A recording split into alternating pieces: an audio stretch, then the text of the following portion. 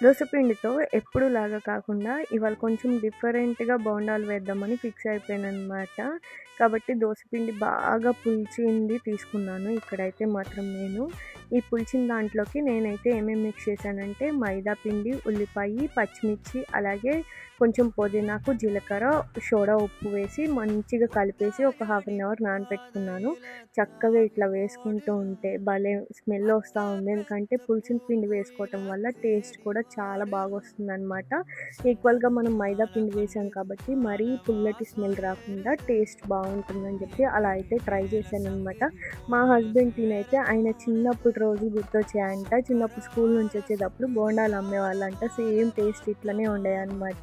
కొంచెం పుదీనా వేసుకుంటే టేస్ట్ బాగుంటుందనమాట. కారపొడితో అయినా కానీ ఇట్లనే తినేయచ్చు. బోండా లవర్స్ ఎవరైనా ఉంటే తప్పకుండా లైక్ చేయండి. నాకు కూడా తెలుస్తుంది. అలాగే నచ్చితే సబ్స్క్రైబ్ కూడా చేసుకోవచ్చు కదా.